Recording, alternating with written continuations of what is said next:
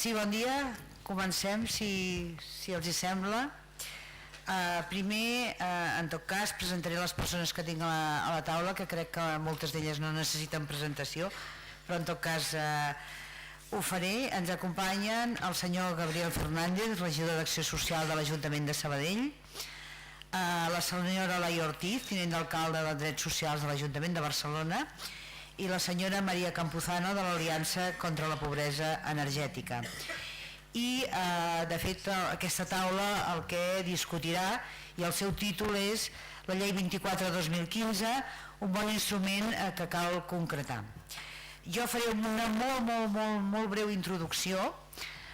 Suposo que se n'ha parlat molt ja en aquest congrés sobre el que és la pobresa energètica, i de fet podríem dir que la pobresa energètica s'emmarca dintre de la pobresa en general. Moltes vegades les persones que pateixen pobresa energètica pateixen altres tipus de pobresa, però no sempre. Ens podem trobar en algun cas de persones que tenen habitatge, que tenen unes rendes molt baixetes, però que sobretot el que no poden fer és la definició que més internacionalment s'admet, que és el no poder mantenir la llar amb una certa qualitat de temperatura, però també en aquest cas, i amb la llei 24/2015, que és la que avui parlarem aquí, hi posem el tema dels serveis bàsics, perquè també pot ser l'aigua, el gas, l'electricitat, etc.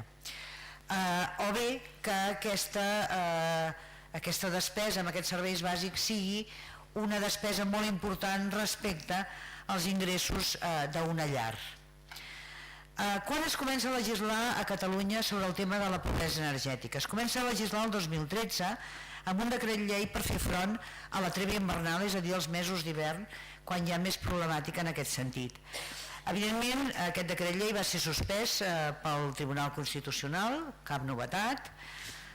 El 2014, veient aquesta suspensió, es fa una altra llei que significa la modificació del Codi de Consum, definint el que és, canviant alguns articles, definint el que és el consumidor vulnerable, el no tall en aquest col·lectiu, i evidentment aquesta modificació d'aquesta llei també va ser suspesa pel Tribunal Constitucional, i després va venir la ILP, la Iniciativa Legislativa Popular, l'any 2015, que és la llei 24/2015, que és sobre la que avui parlarem.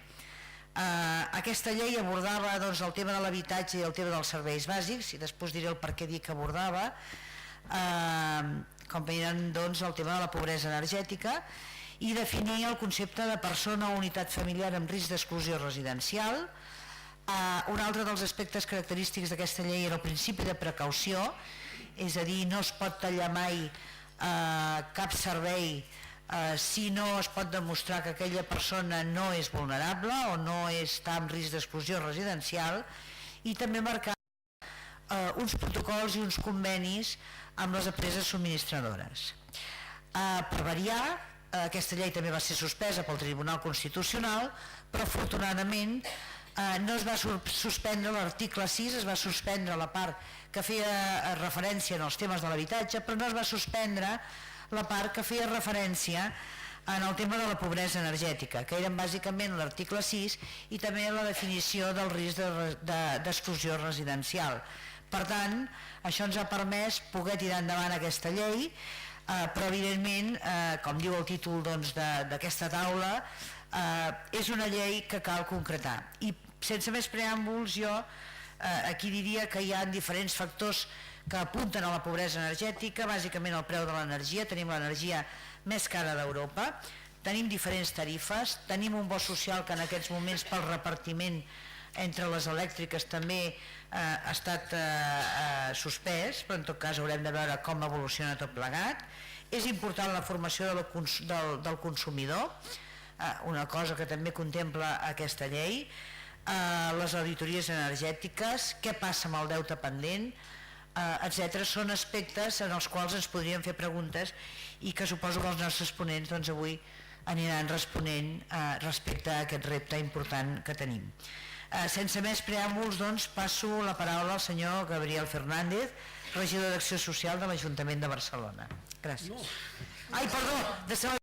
Perdó, us demano disculpes. Ha sigut un lapsus. Cap problema. Seria encantador, igualment, ser regidor de Barcelona. Aquest no és el problema. Ho podem fer, mira, fem una passantia tu i jo, Laia, però bueno, ara sí, parlant seriosament, anirem directament a la presentació que havíem preparat i volíem compartir avui amb vosaltres d'alguna manera com el govern de Sabadell davant de la llei 24/2015 com havia enfocat el tema, què hem fet, què hem desplegat i quals són els reptes que tenim per davant, però també volíem donar una visió més política d'aquest tema, perquè en el fons el que estem parlant aquí és de profunda filosofia e ideologia darrere d'aquesta llei 24/2015.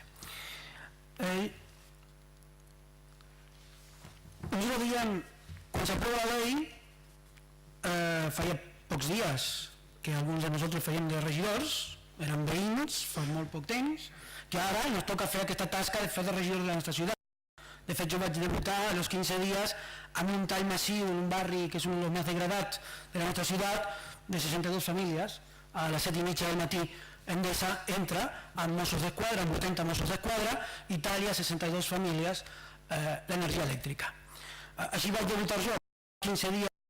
Us imagineu la sensació de tot plegat. Era com una forma de benvinguda que nos donava la companyia.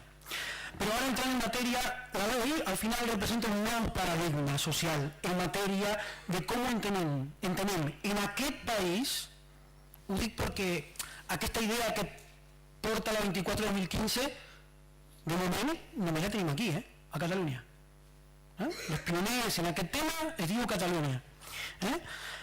Els organitzadors bàsics per a la vida digna de les persones. A partir de l'aprovació de la llei 24/2015 arran d'una ILP i com fer front i combatre la pobresa energètica.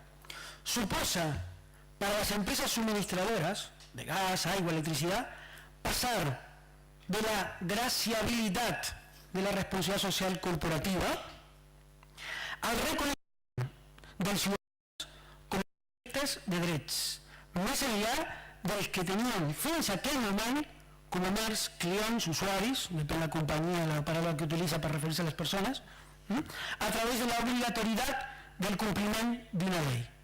Per la qual, això és un factor molt important. Estem davant d'un canvi brutal del paradigma del tema de la gestió de los recursos com l'aigua, la llum i el gas.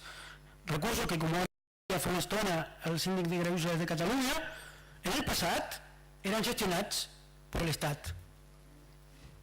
I hem passat aquestes qüestions bàsiques per a la vida al mercat. S'ha privatitzat. D'acord? Per la qual aquesta llei planteja, d'alguna manera, que hi ha uns límits que el mercat no podrà traspassar. Quines són les reaccions que hem tingut aquí a Sabadell? Això no puc parlar per altres ajuntaments ni en altres llocs del país. Les reaccions. Concretament, en matèria d'aigua, la reacció hem de dir que ha sigut exemplar. Segurament perquè la companyia d'aigües de Sabadell Casa, companyia d'aigües de Sabadell Societat Anònima, està conformada en bona part, el 20%, per l'Ajuntament de Sabadell, i a més perquè la companyia ja porta molts anys de treball en relació a tots aquests temes. Per la qual, en aquest moment, hem trobat voluntat de col·laborar i jo diria que el compliment és exemplar. I el més important d'haver pogut arribar a un compliment exemplar és que si una companyia d'aigües privada dins del mercat és capaç de complir de forma exemplar, per què altres companyies que tenen la mateixa naturalesa jurídica no ho fan per voluntat política? No hi ha altra qüestió. Què no diria les elèctriques i el gas?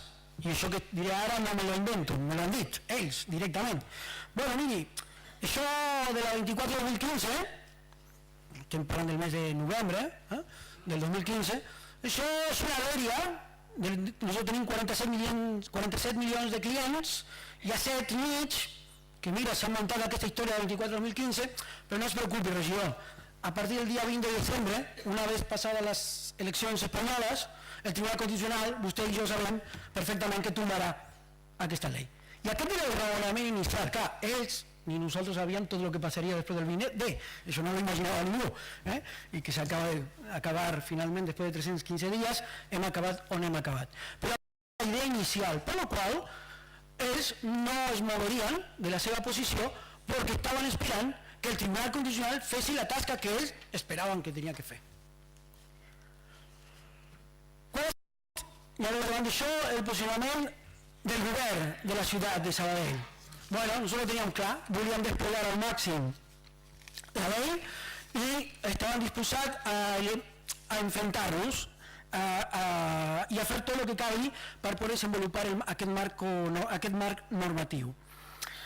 Enfrontar-nos a els mitjans legals a l'abast, el més que previsible i possible conflicte amb les empreses subministradores, pels incompliments i resoldre lògiques tensions de conflicte d'interessos. I aquí jo vull fer una mica, si me permetiu, una mica de filosofia. En realitat, el conflicte que nos porta el nou paradigma plantejat per la llei és entre la democràcia i l'acció política i, per una altra banda, el capitalisme, el mercat. Aquí hi ha dos interessos i un o altre ha de prevalecer, no em recordo en català com prevaldre, no? Perdoneu el meu català, a vegades... Llavors, clar, aquí està la tensió i aquí està el conflicte de fons, perquè aquest nou paradigma planteja això. Qui guanyarà aquesta partida? La democràcia, que ha votat per unanimitat una llei i un plantejament en quant a drets de tots els ciutadans en quant als subministraments bàsics, o el mercat? Aquesta és una primera reflexió que volíem compartir amb vosaltres. Estamos dispuestos també a prendre la iniciativa davant de la possibilitat d'inacció o poca proactivitat per part de l'administració. Malauradament, també me va passar que vaig anar a una sessió de treball de la Generalitat i malauradament el tècnic que portava aquesta sessió no era una persona molt animada, per dir-ho d'una manera suau, amb aquest tema, i nos va dir directament a les persones que estaven allí, suposo que desconeixia que havia responsables polítics, pensava que eren tots tècnics. Bueno, no barregeu molt amb aquest tema perquè això no anirà molt lluny. Clar, si aquesta és la senyal que enviem des dels màxims estaments, tenim un problema molt greu.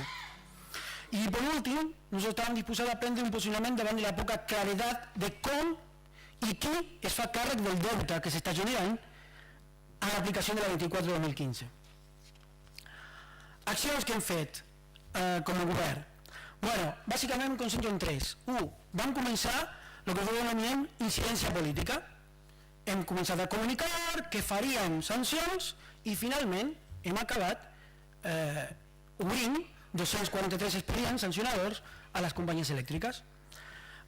L'altra acció que vam fer, que ara ho parlàvem fa uns minuts en la live, pues hem transformat les prestacions econòmiques de pagament de rebuts en informe d'exclusió residencial. Un aclariment, Sabadell no està dins de l'àrea metropolitana, per la qual nosaltres no tenim aquest conveni, per la qual el pagament de les prestacions d'urgència social es fa amb els recursos de l'Ajuntament. I aquí teníem que dirimir un tema. Si la llei existeix realment, l'hem d'aplicar amb totes les conseqüències. I totes les conseqüències vol dir que aquelles famílies que es troben dins de lo que regula la llei, pues la llei és molt clara. Informe de vulnerabilitat e impossibilitat de tall de llum per part de les companyies. Això va ser un tema delicat. Vam parlar amb els professionals, perquè som conscients que genera un patiment també a les professionals, a les famílies i a els professionals. Som conscients, però si no ho fem, continuarem pagant. I si continuem pagant les administracions, la llei no existeix en la pràctica. A la companyia, tant li dà si els diners ven de la Generalitat, de la Diputació o de l'Ajuntament. La companyia vol cobrar. Com? Ja me diran vostès, però clar, la llei no deia, el paradigma no estava plantejant que tornem a posar diners públics en aquest negoci. Era una altra la idea. Bé, i l'altre tema important va ser engegar el procediment sancionador davant de l'incompliment, perquè estaven segurs que, perquè a més quan pensem en les quantitats, si no estic mal informat, la Generalitat paga 6 milions d'euros per fer front al deute que es pot generar. Bueno, parlem de 10, si vols. 10. Ahir escoltava un dels ponents que nos deia els beneficis de l'any 2015 d'alguna d'aquestes companyies.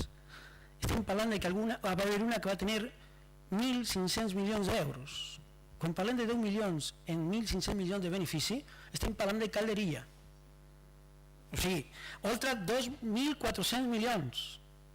I Endesa, si no record mal, 1.100 milions. O sigui que, en realitat, i torno al paradigma, el que cal és obligar a aquesta gent que té una situació extraordinària perquè la societat ha volgut, jo per descomptat que no estic d'acord amb el que ha volgut aquesta societat, que hem donat les energies bàsiques per a la vida, que la gestionen i que a sobre tinguin uns beneficis d'aquestes característiques.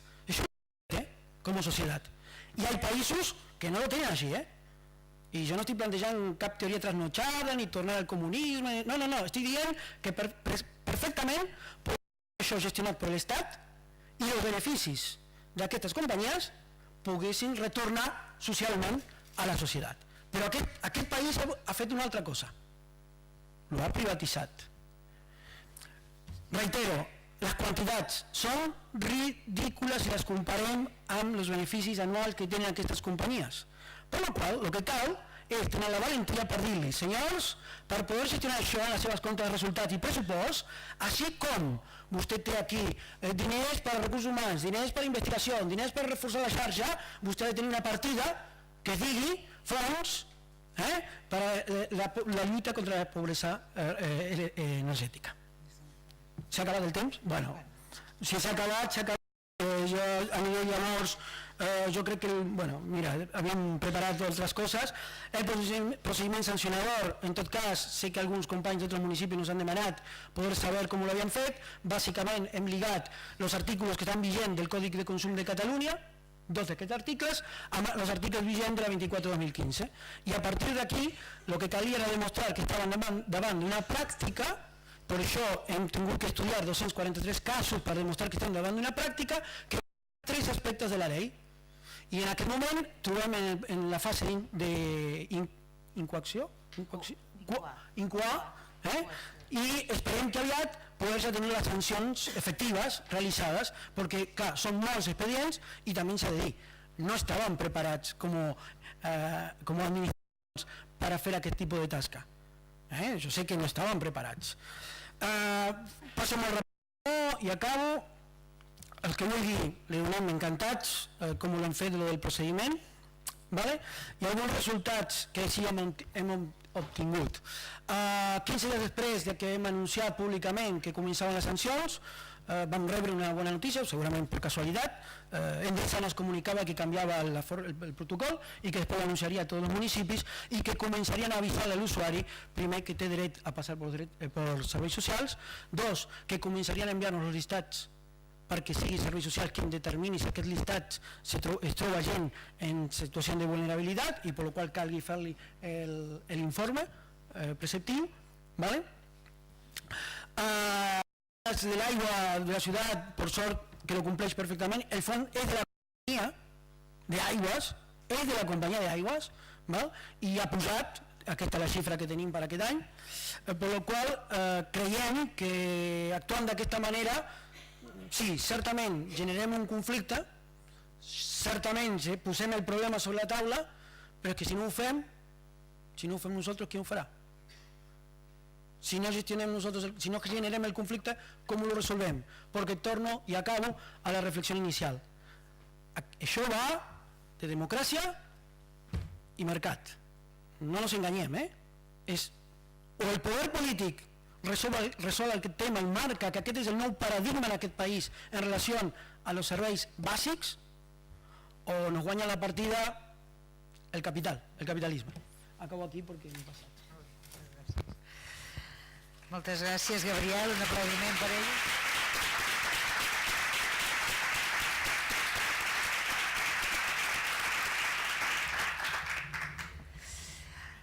A continuació passaríem la paraula, si s'hauríeu de canviar d'espai per l'ordinador, és un tema logístic.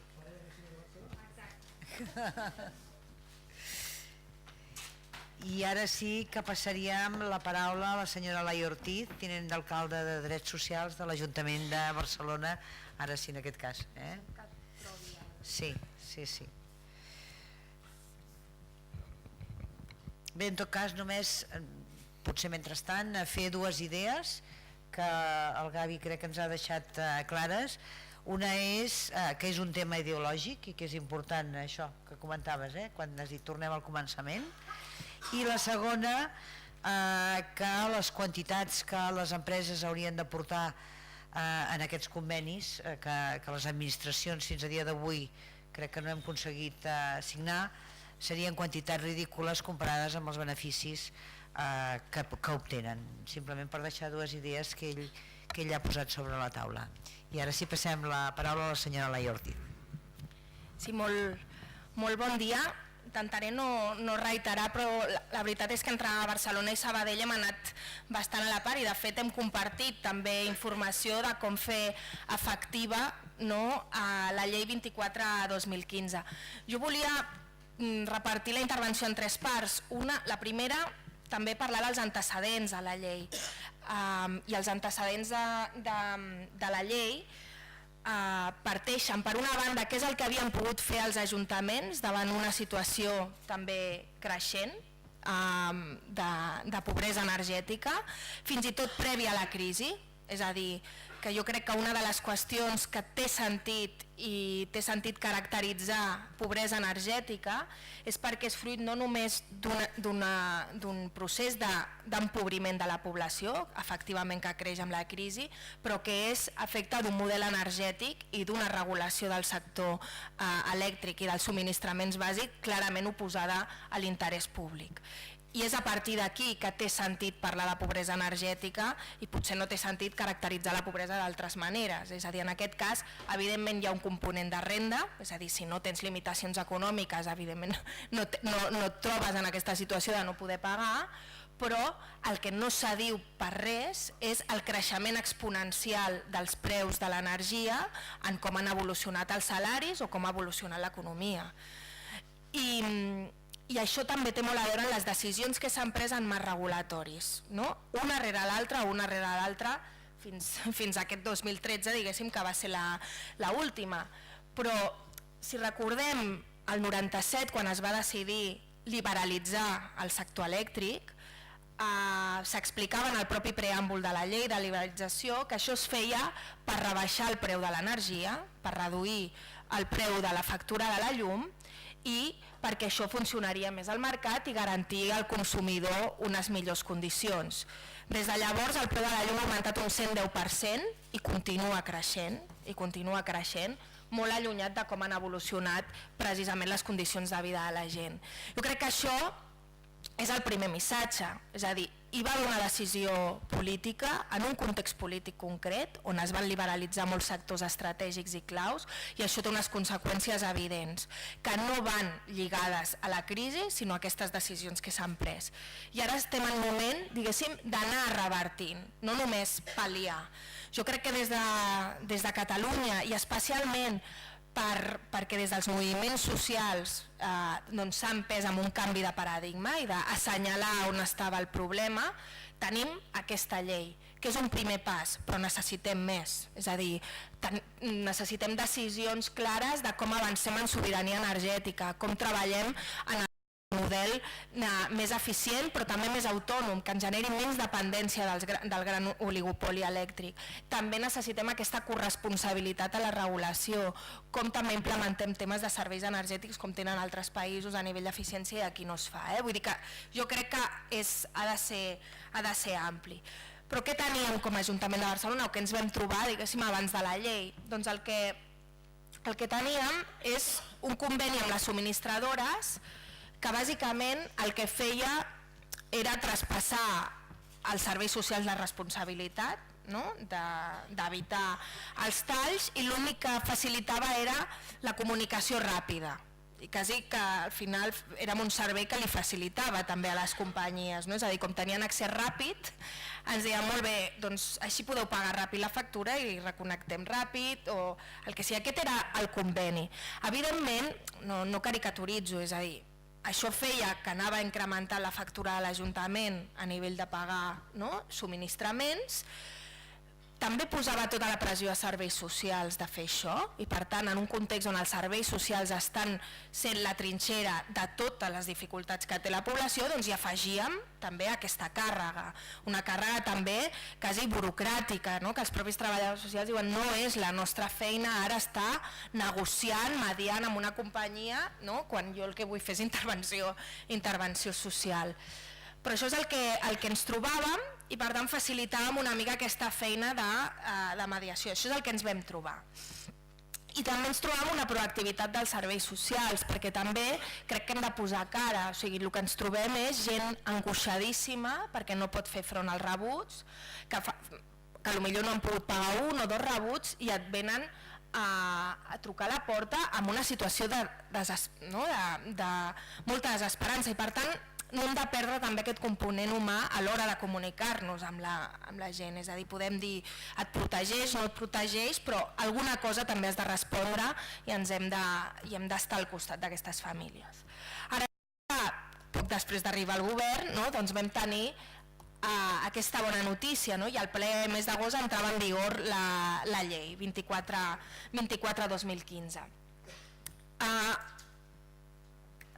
Què va suposar? Per nosaltres, com deia el Gavi, també era un canvi de paradigma, és a dir, ja no requeia tota la responsabilitat sobre nostra, sinó que les subministradores tenien un paper protagonista en resoldre aquest problema, i això des del preàmbul de la llei i en el diferent articulat. I també plantejava que l'aigua, el gas i la llum són béns comuns i necessitats bàsiques, i que la seva gestió s'hauria de gestionar com si fos un servei públic, una cosa que és bastant de sentit comú, però evidentment cap regulació emparava aquesta visió. Llavors, què fem com a Barcelona? Bé, doncs tenim aquesta nova llei, ens trobem que aquesta llei també té una pota que la complementa, que és la part sancionadora al Codi de Consum, que també estava recorregut, i us dic que la primera part, perquè jo crec que el Gavi s'ha saltat la primera part de més problemes, però que ho vam compartir, primera part, molt bé, si volem aquest canvi de paradigma necessitem pal i pastanaga, és a dir, hem de seure les companyies, les vam asseure 2 vegades i les 2 primeres reunions, una amb alcaldessa Losa, una altra a nivell d'àrea, és aquesta llei ja veurem, no?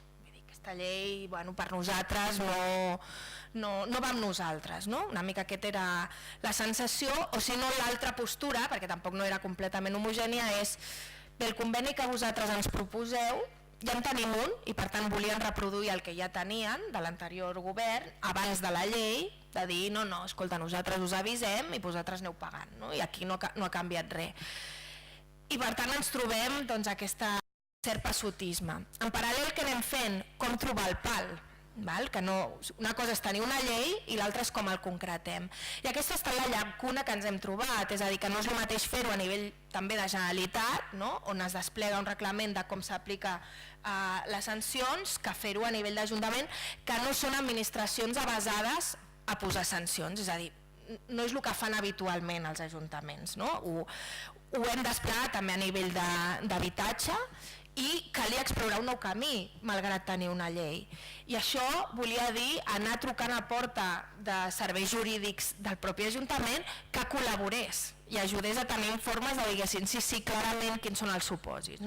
Per tant, això va ser un punt de treball important fins que vam aconseguir de dir, molt bé, doncs no esperarem, a Barcelona no esperarem a tenir aquest desplegament perquè necessitem aquest instrument de sanció si volem desplegar realment activament la llei i aquest canvi de paradigma.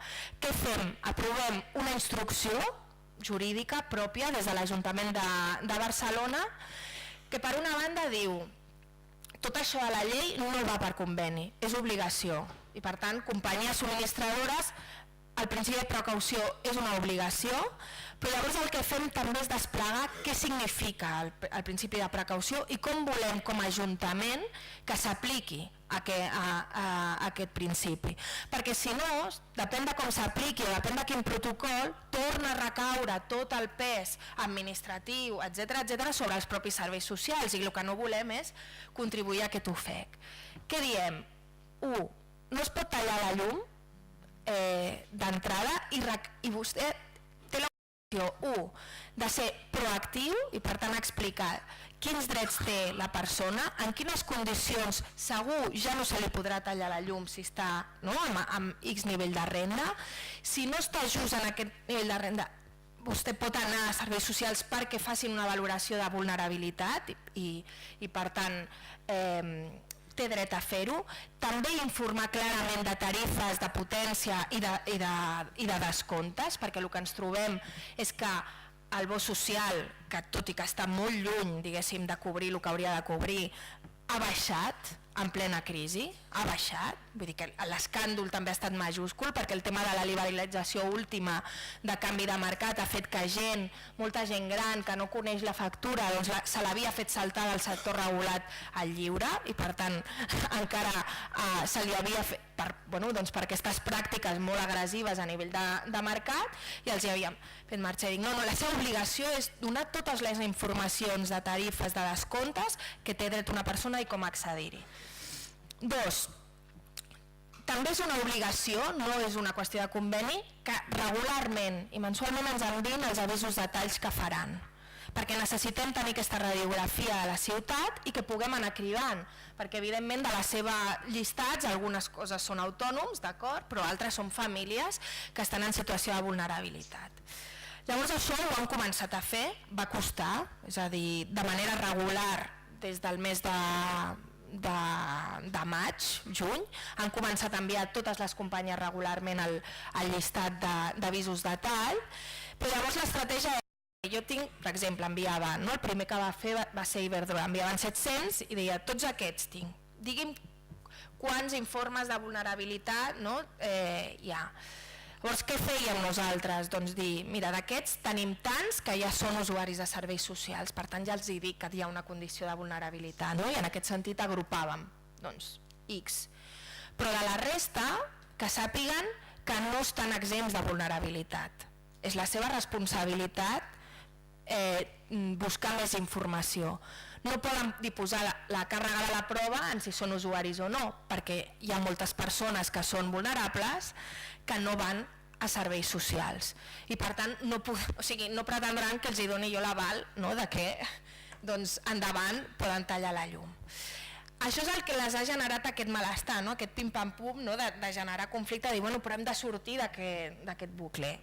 Molt bé, doncs asseguin i llavors signem un conveni per avançar. Perquè llavors aquí ningú s'està fent càrrec d'aquesta situació i es va acumulant el deute.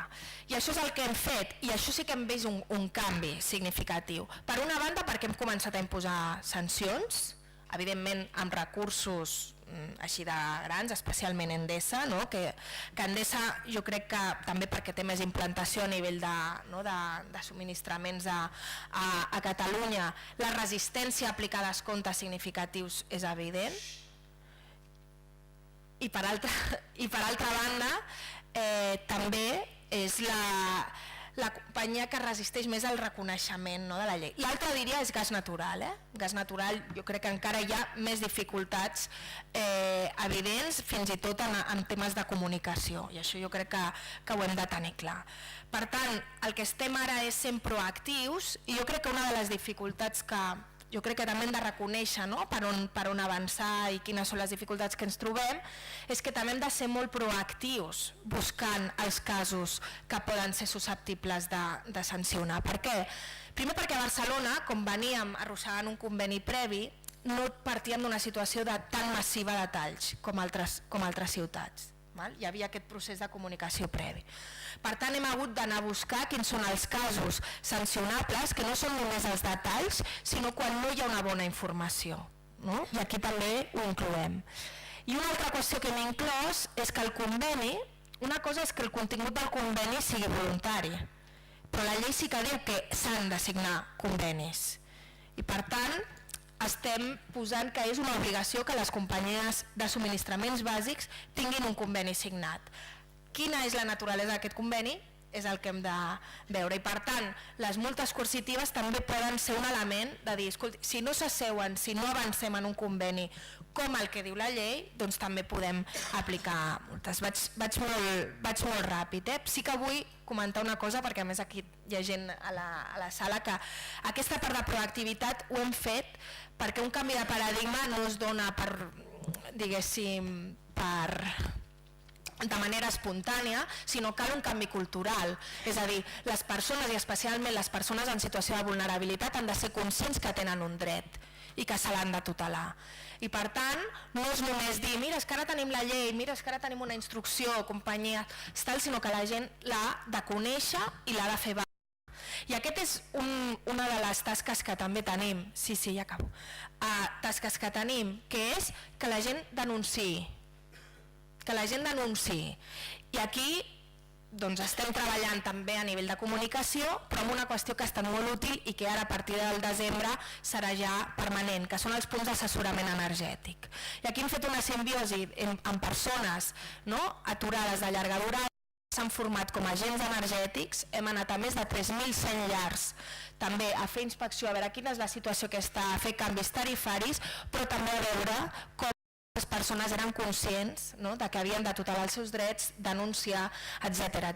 Una pota sense l'altra no té sentit, i per tant aquesta part de sobirania energètica que pot tenir cada persona, d'empoderar-se, la necessitem també activar i ho estem fent a partir d'aquests punts d'assessorament energètic. I després ja en el debat seguim.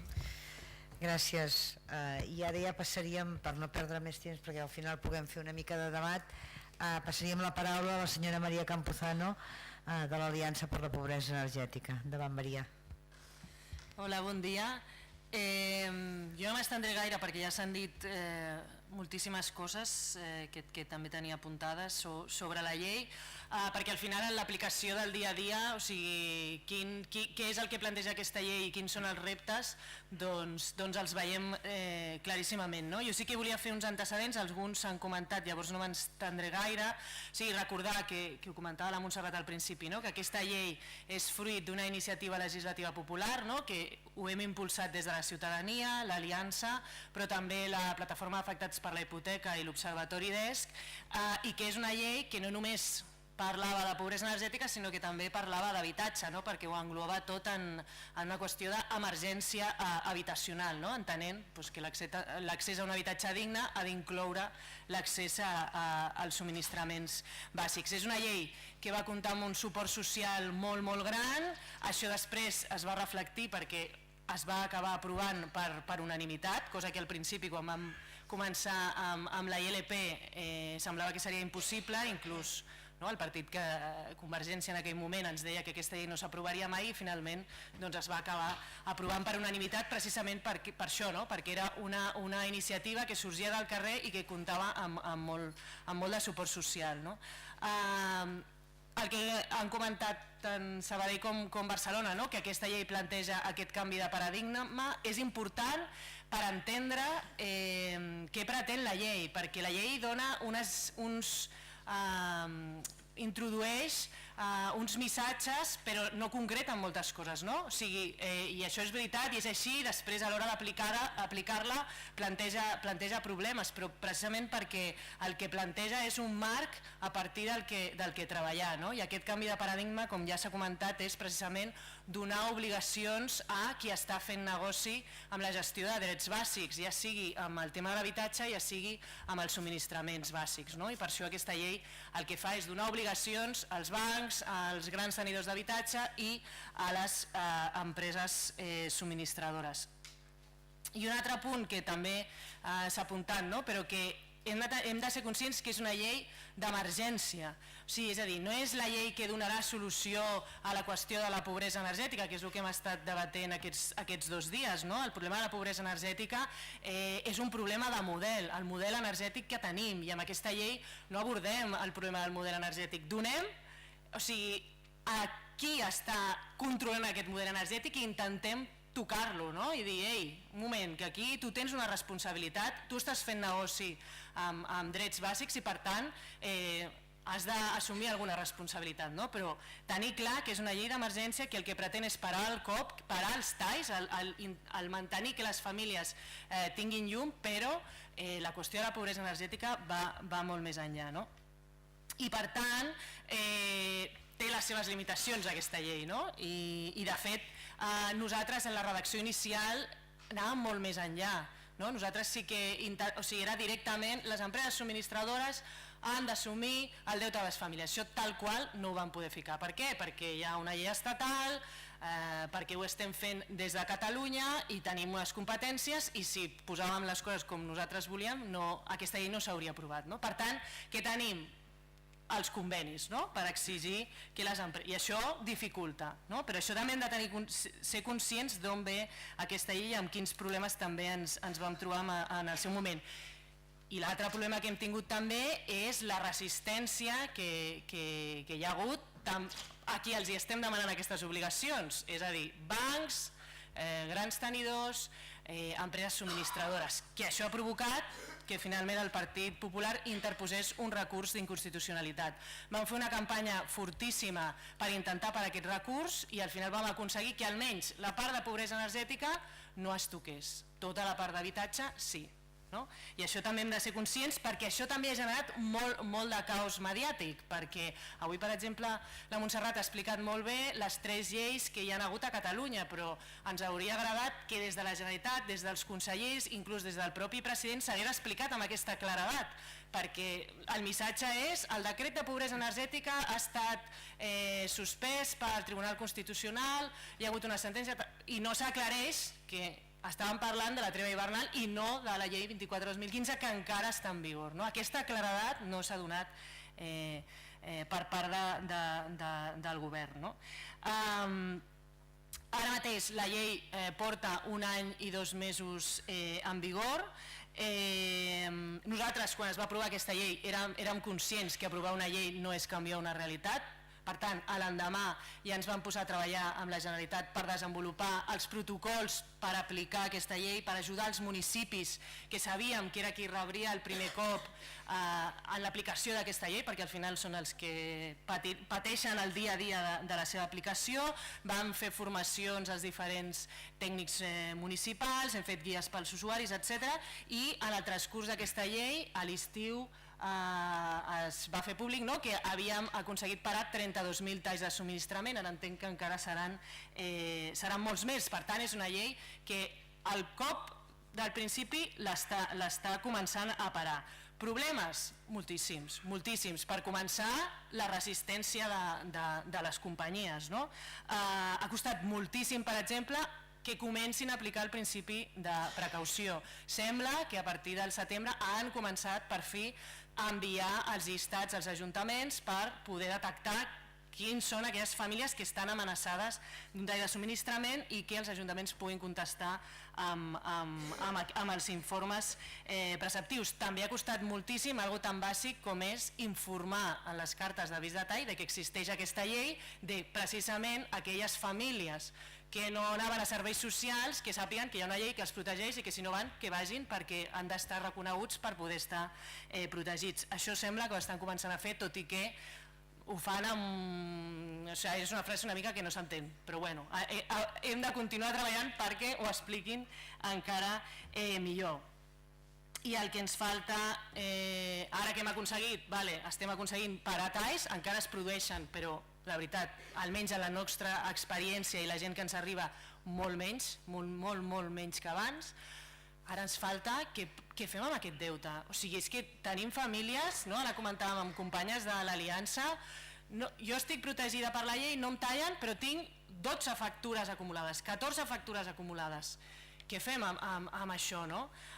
Com dèiem, nosaltres tenim claríssim que aquest deute qui l'ha d'assumir són les companyies subministradores, això és el que vam intentar transmetre en la llei.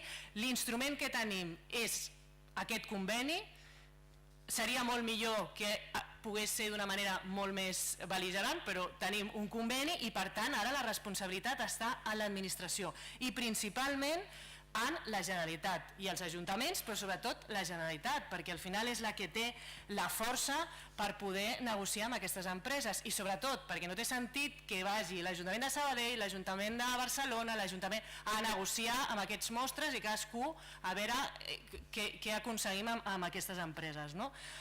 Nosaltres, de fet, a la Generalitat li vam fer una proposta de conveni, una mica en la línia del que deia el síndic aquest matí, doncs concretem com ho apliquem. Hem fet una proposta de conveni on diem que s'apliqui el principi de precaució, que es condonin els deutes de les famílies fins a aquell moment, perquè el que no podem fer és anar fraccionant, aplaçant, això no és una solució. Hem de donar una oportunitat a aquestes famílies, condonem aquest deute, a partir d'aquí revisem els contractes, mirem els bonus socials, traiem tots aquells costos que no són necessaris i apliquem un descompte en funció dels ingressos de la família en la factura. Tota aquesta responsabilitat hauria de caure sobre l'empresa, no ha de ser serveis socials ni de treballadora social que hagi d'estar estudiant factura per factura.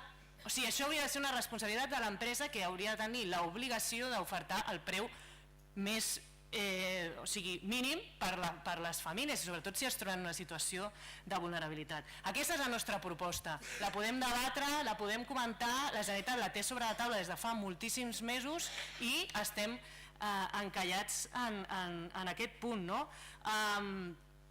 Ahir a la declaració institucional els ajuntaments sortien dient fem un front comú per plantar cara a aquestes empreses. Doncs fem-ho, Ajuntaments, Generalitat, i asseiem-nos i utilitzem les eines que tenim, les sancions que Sabadell ja ha començat, que l'Ajuntament de Barcelona també està en ello. La Generalitat ha fet algunes, però poques. En comparació, per exemple, amb Sabadell hi havia menys a l'estiu, no sé si ara hi haurà més, però hi havia menys de la Generalitat que de les que estava posant només un ajuntament, i altres eines també li van proposar a la Generalitat, per exemple posar un impost ara no em surt, un impost per la utilització del sòl públic a les línies de distribució de l'energia, per exemple. Això s'ha fet en altres comunitats autònomes, podem fer-ho. Si no volen seure i posar diners en un fons o signar un conveni, doncs els hi fiquem un impost o els hi fiquem el cànon de servidumbre de paso, vull dir, opcions n'hi ha i els hem donat a la Generalitat. I estem estancats i realment, si no solucionem el tema del deute, no donarem un pas endavant amb aquest problema, perquè el que estem fent és generar uns deutes immensos en les famílies i el que no pot ser és que continuïn sent els ajuntaments i els fons públics que acabem pagant les factures a aquestes empreses i continuem engrossant els seus beneficis.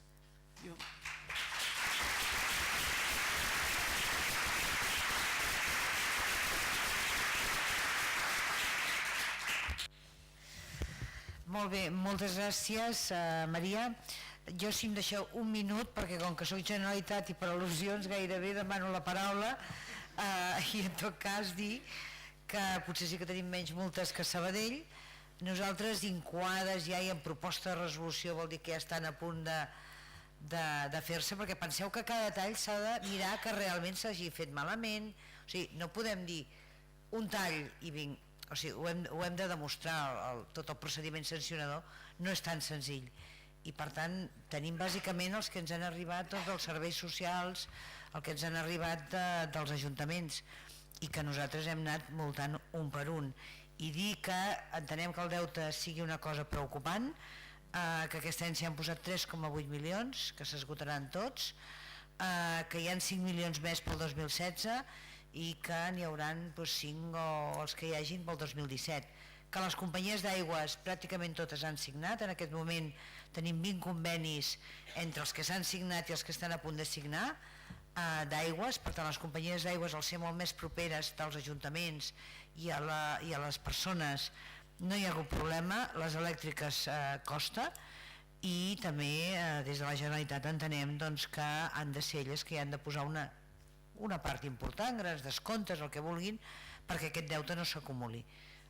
Estem d'acord amb tot plegat i la Maria sap que hem aconseguit més o menys, però que sí que ens hi estem treballant dia a dia perquè això tiri endavant. No dic res més perquè hi ha paraules demanades. Allà tenim una paraula, sisplau, tenim el micròfon. Si us voleu presentar un momentet abans de fer la pregunta, sisplau. Moltes gràcies per les exposicions. Jo estaria com el Gabriel, si m'ho permets, Gabriel, senyor Gabriel. Sí, el problema és el mercat lliure. Estem intentant que una llei es comporti com el conill. O sigui, estem intentant, doncs, plans de precaució, ja sabem el que són. O sigui, el problema és global, no? Intentem fer una cosa que és estatal. O sigui, estem posant totes les eines que podem i els públics i posem a seny, però el problema que tenim és un mercat lliure, que cada vegada va organitzat, que vol ser, ara mateix és un mercat ibèric, que vol ser europeu, o sigui, estem allò en una selva que és bastant difícil. Una pregunta seria, com acabem d'aplicar, o sigui, els reglaments, no sé com, a nivell, diríem, Catalunya, la llei 24/2015. O sigui, podem veure perfectament, la mesa no la coneix, ho hem vist clarament, no la coneixen les comercialitzadores, no la coneixen la majoria dels ajuntaments. Clar, llavors tenim una llei inaplicable, o sigui, tenim un problema. O sigui, com fem, a on toquem el timbre que hem de tocar per dir aquesta llei s'ha d'aplicar? O sigui, clar, els ajuntaments estan negats, o sigui, un ajuntament com pot fer un règim sancionador, no li toca a un ajuntament, és que no li toca. O sigui, perquè si no, cada ajuntament ha de fer un règim sancionador, o sigui, o fem alguna cosa estatal, o sí, Barcelona potser té més poder que altres per intentar fer el règim sancionador, però i Santa Perpètua de la Mogoda i el Bruc, i clar, o sigui, i clar, no sé, vull dir que no sé si tenia alguna idea, no?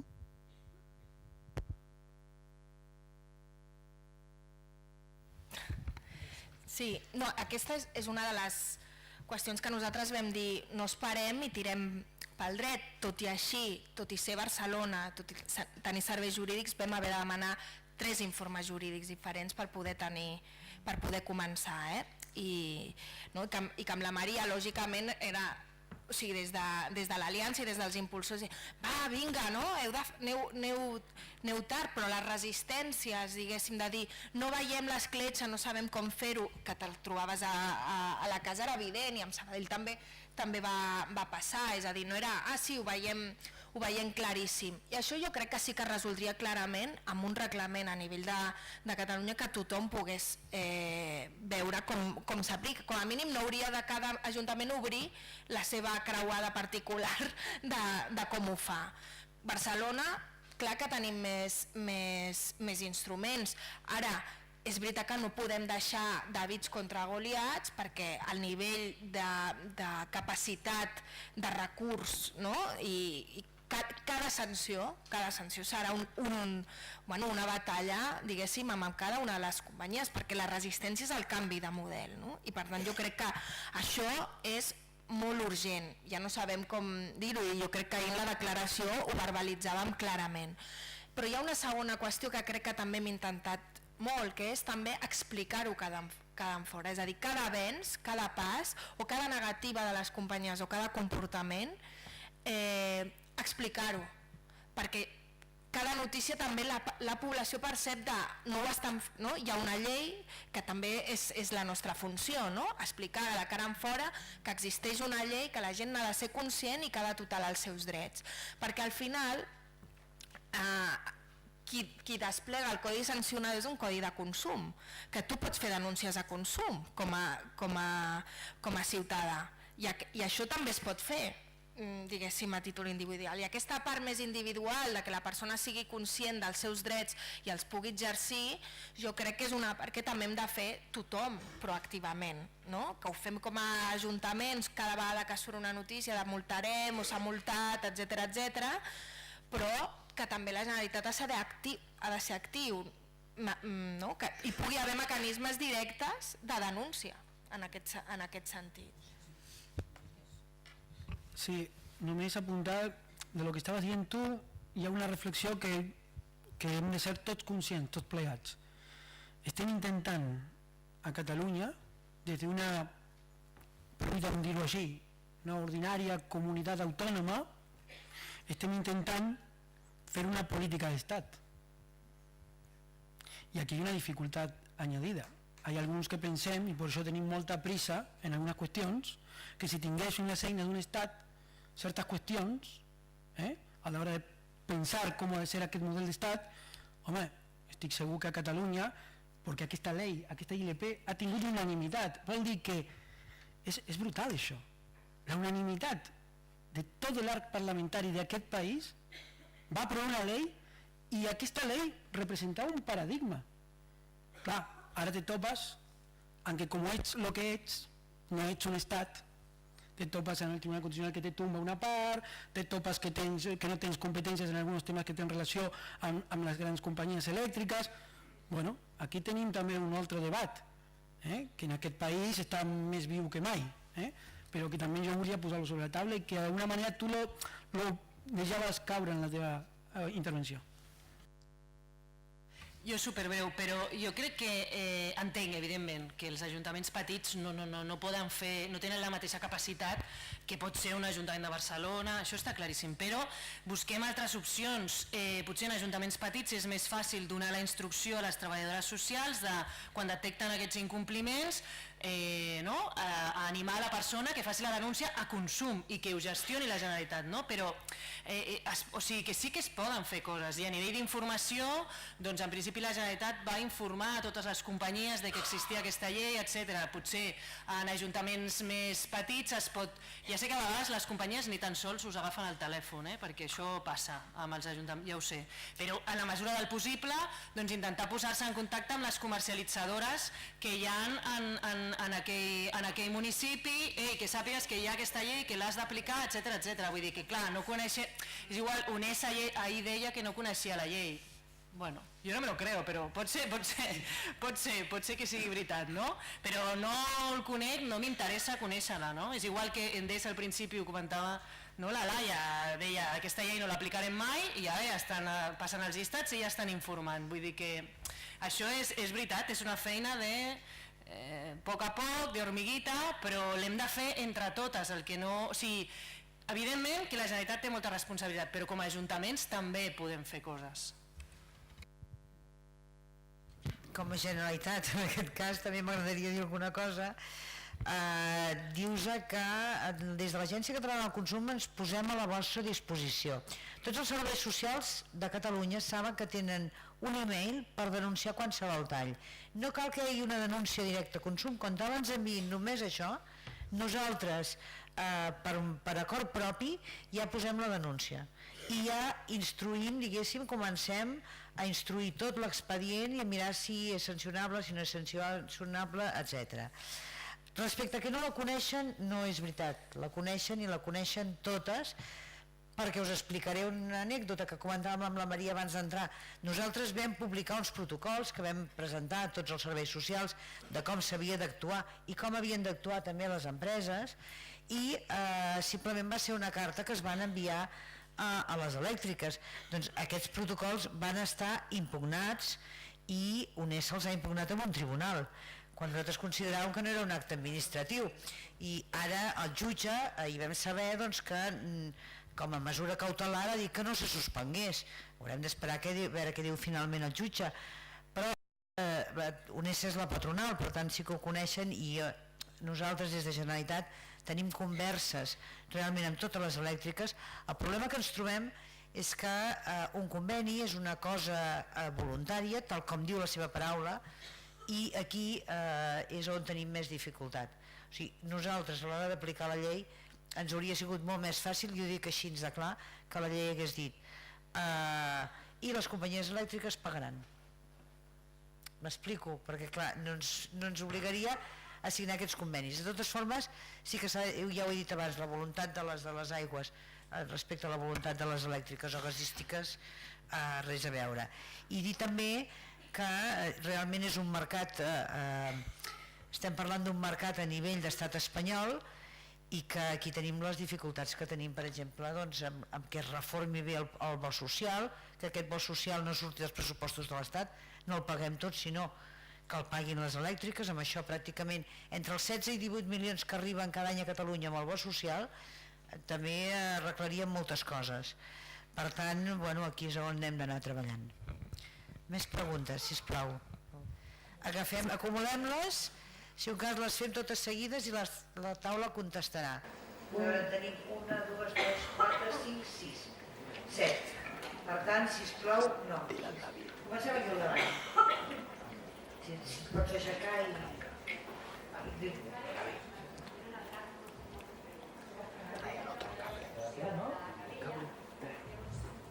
Faré una molt pràctica.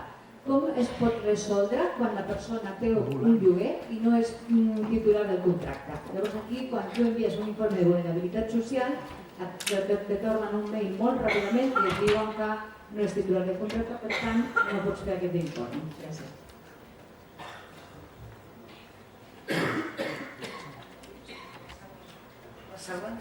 Sí, jo volia preguntar en referència amb algo que ja ha relacionat amb Serrat abans, que és la bústia d'emergència, la bústia d'emergència energètica, a la que fa referència, si el grau d'utilització d'aquesta bústia és exclusiu de l'administració, de les administracions i dels serveis socials a l'agència que vostè reparteix, si és molt alt, si és mitjà o si és baix.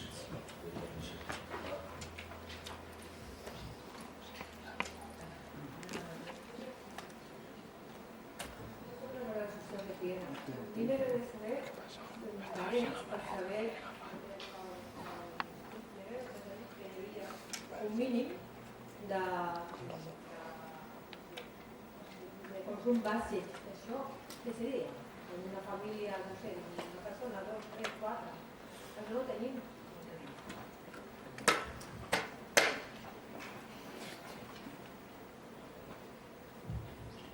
Hola, jo soc Núria Sales, vinc de l'Associació Benestar i Desenvolupament de l'EB. Volia fer 2 preguntes ràpides i 2 comentaris encoratjadors. En primer lloc, les preguntes serien si us esteu plantejant simplificar els tràmits i la documentació que hem d'entregar per fer els informes d'exclusió residencial, perquè un dels drames que nosaltres ens estem trobant és les dificultats que tenen les famílies per aplegar tota la munió de documentació i que aquesta arribi al final a bon port. Moltes vegades es queden pel camí perquè no aconsegueixen fer el certificat d'ingressos negatius i totes aquestes coses que van. Per altra banda, després, el tema, m'ha agradat molt escoltar de la Laia, el tema de les sancions també per manca d'informació o una informació no correcta. Penseu que moltes de les famílies que nosaltres, amb les que treballem, amb les que assessorem, amb les que donem suport, tenen moltíssims problemes d'informació, venen comercials, sabeu les pràctiques que anem trobant. Llavors la pregunta seria, què podem recollir de les famílies per tal que aquestes puguin denunciar que realment la informació que han rebut no era la correcta. Respecte a la Maria, un altre cop i com sempre, encoratjar-vos a que sentiu també el tercer sector social, les entitats socials, les organitzacions ciutadanes a proposta per fer aquest front comú en contra de totes les pràctiques abusives i en la lluita de la pobresa energètica. Sabeu que ens teniu al vostre costat i que ja estarem amb el que sigui. I una altra pregunta ràpida és, amb el tema del bo social, si us esteu plantejant fer algun tipus d'acció per defensar aquest bo social, que evidentment és incomplet, és ineficaç, però en tot cas aprofitar aquesta oportunitat per ampliar i millorar aquesta protecció col·lectiva vulnerable.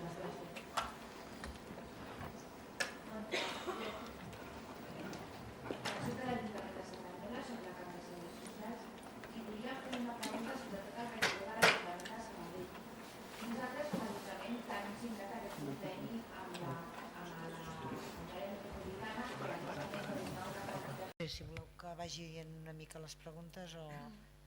La primera que jo he agafat és com resolem en el cas de que un llogater no sigui el titular del contracte sinó que sigui el propietari i el llogater sigui una persona vulnerable. Qui vol contestar-ho? Això no, és que és un problema que ens hi trobem i això ho hem parlat moltes vegades amb l'aliança, no? També perquè s'hi troben, perquè sabem que és una persona que viu allà, que és qui està pagant o que ha estat pagant fins ara, però no és el titular, i això és veritat que estem una mica en un limbo que depèn de la capacitat negociadora en aquell moment.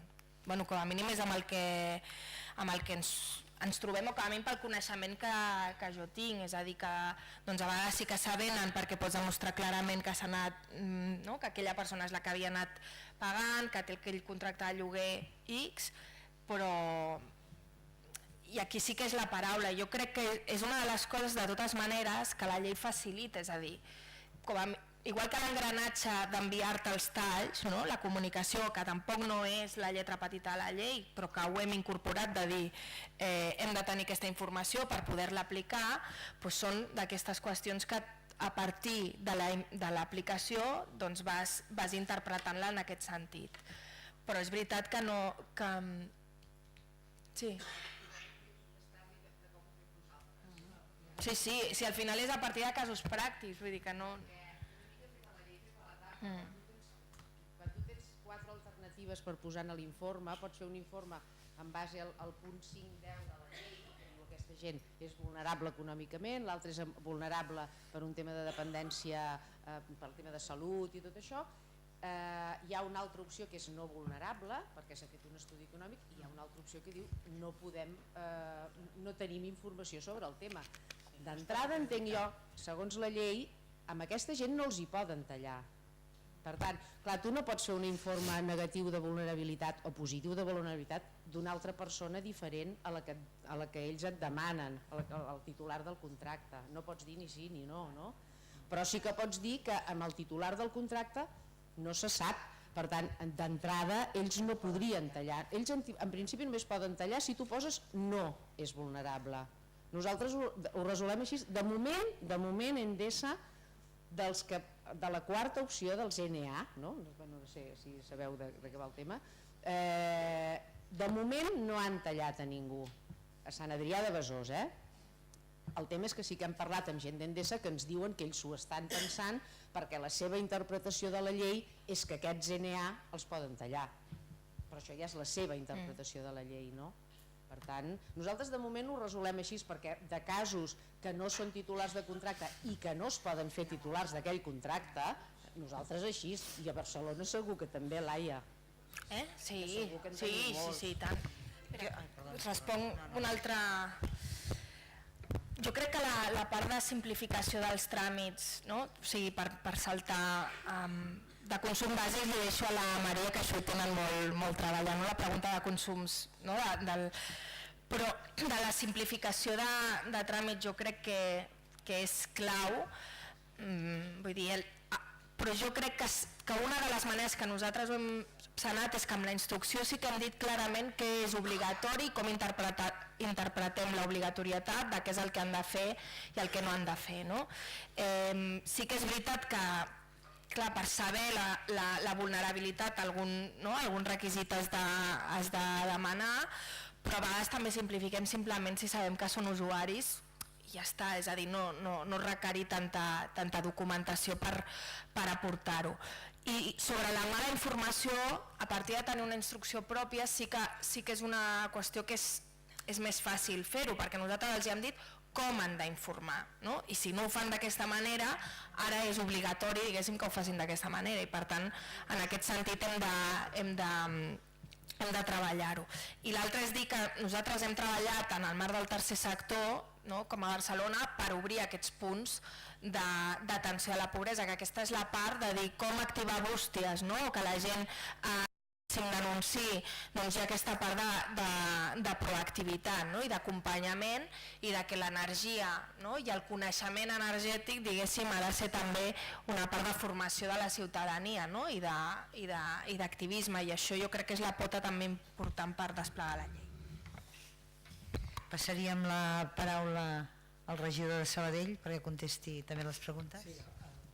A la companya de Cerdanyola. Algunos aclariments, y ahora hablaré a título personal, no a título del govern de Sabadell, porque hay una reflexión que caldría fer a nivell de govern. A títol personal, sí, certament Sabadell no està dins de l'àrea metropolitana, per la qual no té accés a aquests recursos que venen per fer aquest pagament. Ara anirà la meva opinió personal. Si tinguessin accés a això, jo recomanaria al meu govern no agafar aquests diners. Perquè si fem això, el que tu dius, al final el que estem fent és fem un tràmit administratiu de pagadors, de factures, i la llei no funciona. no estem aplicant la ley deia otra cosa, deia que unas personas que es troban en unos determinados supuestos en relación a la renda de inserción ciudadana, no me recordaré, el IRCC, aquestes famílies que estan més estipulades d'acord al número de membres i a los recursos que tenen són graciables de tenir uns drets i han de tenir aquest informe de vulnerabilitat o d'exclusió residencial. Per lo qual, si jo agafo aquests diners i pago, la llei no existeix. El senyor d'Endesa estarà molt agraït d'això. Això és el primer. Això també, si fos ell. Otro aclariment. No estic dient que nosaltres no paguem prestació d'urgència. Lo que hem determinat és, o la instrucció que tenen els treballadors en Sabadell és la següent. Totes aquelles famílies que es trobin dins de lo que indica la llei, nosaltres no paguem prestació, fem l'informe de vulnerabilitat. El deute cert creix, ja se resolverà. Hi ha un fons de la Generalitat que, clar, si al final de any vendrà Endesa y me dirá, mira, hay tantas familias, el deute es tan. Pues mire, lo presenta usted al fons que té la Generalitat, o ja lo ajudarem a presentar-lo nosaltres o el que sigui, perquè hi ha fons per això. Tot i que jo no estic d'acord que siguin fons públics, perquè de nou fem la pirula, perdó l'expressió, a lo que era el paradigma que volem canviar. Altra vegada més els ciutadans d'aquest país paguem a les elèctriques la seva política de responsabilitat social corporativa. No, això no era, la idea era una altra, no? Per la qual sí donem ajudes en aquells casos concrets on no entren dins d'aquest supòsit o el treballador, el professional, entén que en aquest moment el que cal és donar aquesta ajuda perquè no ho deixarem caure, però aquesta família té possibilitat de sortir-se, perquè l'altre que és molt important i no hem de deixar de pensar, nosaltres, de l'acció social, no som gent que paguem factures i expendem diners i talons.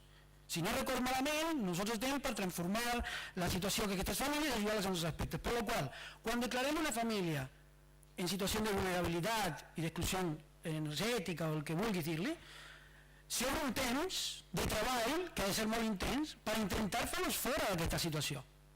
L'error seria ara perpetuar-los en aquest nivell. Hem de treballar per fer-los fora. Això sé que no és fàcil, perquè això depèn d'ingressos, per la qual tenim que treballar aspectes com la inserció laboral, etc.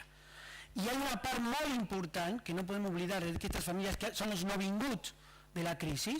Jo no parlo de les famílies que podríem dir que són les cròniques de los serveis socials i que genera el mateix sistema, que te los cronifica per dècades. Algunes són sagas de dècades de familiars que viuen d'alguna manera o se relacionen amb els serveis socials. No, el gros de les famílies que tenim a Sabadell, i suposo que no deve ser molt diferent el municipi de similars característiques, quan nosaltres estudiem quan han entrat al circuit de los serveis socials, la gran majoria entra post-crisis.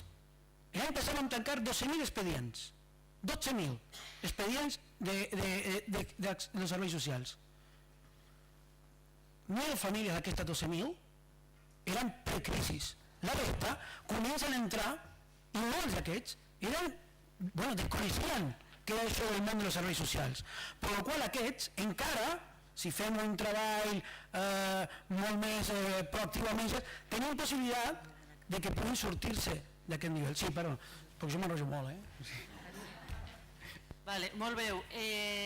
Sobre el tema del lloguer i que no és titular del contracte, el que dèiem, vull dir, aquella persona està protegida per la llei. Llavors, clar, nosaltres el que havíem fet, o els casos que jo coneixia, era que se li fa l'informe de vulnerabilitat a nom d'aquesta persona i s'explica que el titular del contracte és l'altra persona i aquí ha d'estar protegit. I aquí entra un altre tema que ara donaria molt de debat, però el tema de les ocupacions, que és encara més complicat, però en principi també estan protegides per aquesta llei, perquè no estableix que hi hagi d'haver un contracte. Per tant, les persones que estan ocupant o recuperant pisos també han de tenir informe de vulnerabilitat. Amb el temes d'aigua, molt sabeu que això sí que es pot regularitzar, és més fàcil. Amb el tema de les elèctriques tenim un gran problema i en això també estem treballant com a aliança per poder fer una proposta. Després, el del deute que es comentava per aquí és el que hem dit també moltes vegades a la Generalitat, que és molt difícil negociar amb unes companyies si tu ja de saque poses diners sobre la taula, no? Llavors, perquè vinga, posa diners però jo ja et dono 10 milions, clar, així és difícil negociar, no? I això és el que els hem dit moltes vegades, que potser l'enfoc per nosaltres no hauria de ser aquest. Amb el tema del bo social que ens comentaven, ho enllaço amb els consums mínims. En això també és un tema que s'ha de treballar, no està dins de la llei aquesta definició, perquè això va molt més enllà, va en una definició. Nosaltres ara sí que volem treballar en aquest sentit, ja que ha passat això del bo social, que s'ha encarregat l'únic interessant que tenia el bo social, que era qui ho pagava, que eren les empreses de l'oligopoli. Doncs volem treballar en una proposta més ambiciosa, que no és un bo social, sinó que és una tarifa social on podem incloure tota aquesta idea del consum mínim, que es va començar a treballar, de fet, a la taula de pobresa energètica que va convocar la Generalitat, on les empreses passaven dades sobre consums mínims altíssims. I al principi deien, per què? Bueno, perquè preveien que la Generalitat al final acabaria ficant un fons, per tant, quan més consum, millor cobrarem, no? Però bueno, vull dir que és una línia que s'ha de continuar treballant en el camí de tarifa social i sí que ho farem. Disculpeu perquè ja em diuen que ens estem passant 20 minuts del temps que teníem previst. Jo molt ràpidament, bústia d'emergència, la utilització, si és alta, baixa o mitjana, era molt més alta, ara és molt més baixa, des de que han començat a aplicar el principi de precaució. I els fons públics, què més voldríem la Generalitat que no haver d'aplicar-ho perquè fossin les elèctriques, a més amb les necessitats que té la Generalitat en aquests moments, i igual que la Generalitat, molts ajuntaments que també estan pagant a dia d'avui factures. Esperem que ho puguem solucionar. I respecte al llogater i al contracte, el millor seria que aquesta persona vosaltres directament li féssiu l'informe i es fes arribar a la companyia elèctrica, perquè des de la forma de que no li puguin tallar. Legalment hauria de tenir el comptador a nom d'ell si és el llogater, però bueno, en tot cas, deixem. Moltes gràcies a tots.